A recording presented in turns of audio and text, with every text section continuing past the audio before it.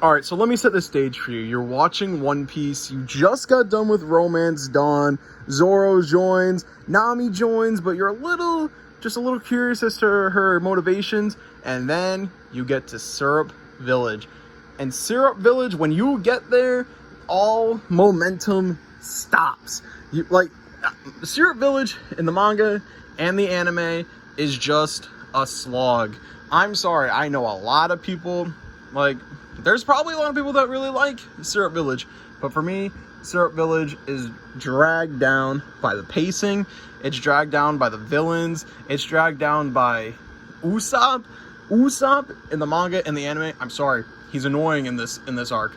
But when you get to the live action adaptation, in my opinion, redeemed this arc and honestly made it one of my favorite parts of the live action as a whole. Now when we get to Syrup Village in the live action, everything is pretty great so far. But then you get to see Kuro for the very first time, and Kuro in the live action, bro, Kuro is menacing from frame one. He's not treated as kind of like a joke character that he was in the manga and the anime. He's kind of in the manga and anime, he's kind of treated as some cartoon villain that is pretty much just a punching bag. He really wasn't really a threat. In Syrup Village in the live action, this man feels like a threat. All right, so he feels like a freaking threat, man.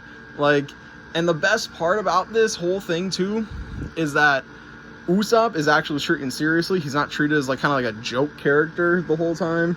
And while a lot of people think they're kind of like a major cornerstone of the arc, I'm glad the three kids weren't in it, because the three kids didn't really add much in the grand scheme of things. But other than that, my favorite part about Syrup Village in this live action is that it goes from being this kind of comedy thing that nobody ever really found funny. I don't know one person that thought this arc was funny, really. It went from not being funny to turning into a psychological thriller by the end of it. And what I mean by that is, the way it becomes a psychological thriller is that everything for the rest of the arc takes place in Kaya's mansion. So, because they got rid of all the Black Cat pirates that were in the arc originally, because they got rid of all of them, they cut all of them from the live action. There's really only three: the maid, the cook, and now Kuro. So it's really only those three, and it makes it better because you're able to make them more menacing, and they're able to sneak around the mansion and stuff, and just become more ominous. So it's treated more as a psychological thriller at the end of the day. And Kuro, and how Kuro is kind of emotionally abusing Kaya throughout that entire section of the story, bro. Kaya's actress crushed it, man. I can't think of one fault from her. And then after Luffy's fight, by the way, this Syrup Village just got some major points, because I think Luffy used Haki during that fight against Kuro, during the final fight against Kuro. Pretty sure he used Haki. But after all that, we get to the very ending of the arc. And what solidifies this arc as a certified banger now is that Usopp and Kaya kissed.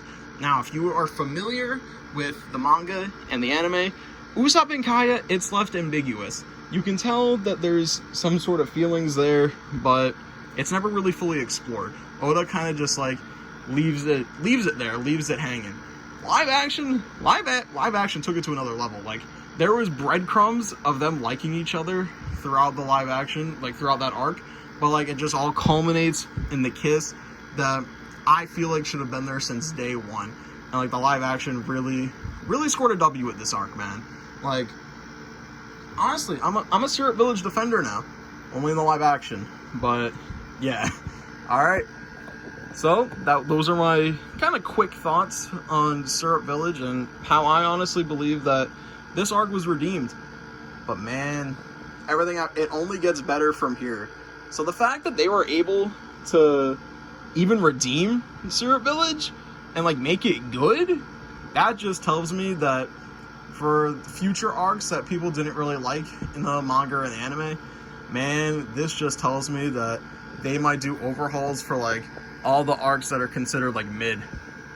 All right, let me know down below what arcs you think they could or that they should change for future seasons of live action. All right, later.